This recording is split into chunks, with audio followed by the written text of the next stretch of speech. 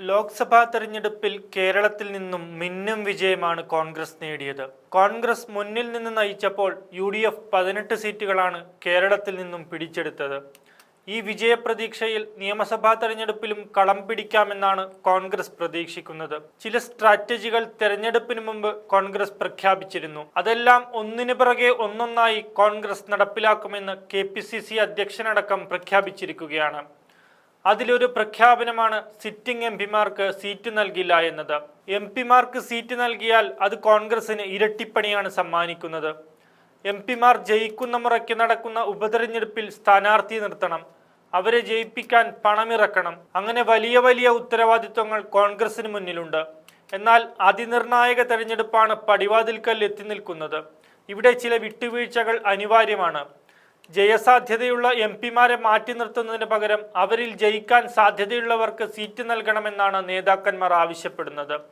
അത് കോൺഗ്രസിന്റെ കാര്യം മാത്രമല്ല, UDFന്റെ ആകെ കാര്യമായി അവർ അവതരിപ്പിക്കുന്നുണ്ട്. അങ്ങനെ നോക്കുമ്പോൾ UDFൽ നിന്ന് 4 സിറ്റിംഗ് MPമാർ ഇക്കുറി നിയമസഭാ തെരഞ്ഞെടുപ്പിൽ മത്സരിക്കും. അതിൽ തന്നെ 3 പേർ കോൺഗ്രസ് MPമാരാണ്. ഒരാൾ RSPയിൽ നിന്നും. കോൺഗ്രസിൽ നിന്ന് MP സ്ഥാനം രാജിവെച്ച മത്സരിക്കാൻ സാധ്യതയുള്ളത് 3 പേരാണ്. മുൻ KPCC അധ്യക്ഷൻ K സുധാകരനാണ് ഒരാൾ. KPCC അധ്യക്ഷ പദവി ഒഴിഞ്ഞതിനു ശേഷം കണ്ണൂരിന്റെ MP പദവി മാത്രമാണ് ഇപ്പോൾ സുധാകരനുള്ളത്. നേരത്തെ കഴിഞ്ഞ ലോക്സഭാ തെരഞ്ഞെടുപ്പിൽ മത്സരിക്കാതെ മാറി നിന്ന നേതാവാണ് സുധാകരൻ. നിയമസഭാ തെരഞ്ഞെടുപ്പിൽ മത്സരിക്കാമെന്നാണ് അന്ന് സുധാകരൻ താല്പര്യം പ്രകടിപ്പിച്ചത്.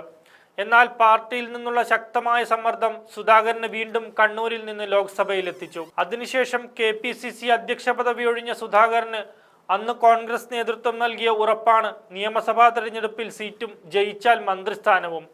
അതുകൊണ്ട് തന്നെ നിയമസഭാ തെരഞ്ഞെടുപ്പിൽ സുധാകരൻ മത്സരിക്കുമെന്ന് ഉറപ്പാണ്. ജയിച്ചാൽ MP സ്ഥാനം രാജിവെക്കാനും സുധാകരൻ തയ്യാറാകും. മറ്റൊരാൾ അടൂർ പ്രകാശാണ്. സുധാകരൻ്റെതിന് സമാനമായ അവസ്ഥയാണ് അടൂർ പ്രകാശിനുമുള്ളത്.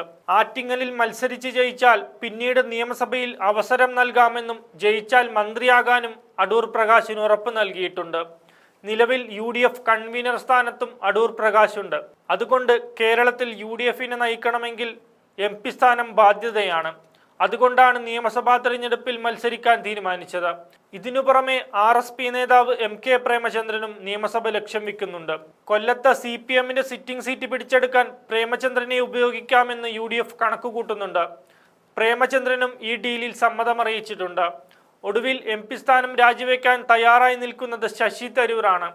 എന്തുകൊണ്ട് തരൂർ MP സ്ഥാനം രാജിവെക്കുമെന്ന കാര്യം ഇതിനു മുമ്പുള്ള മറ്റൊരു വീഡിയോയിൽ നമ്മൾ ചർച്ച ചെയ്തിരുന്നു.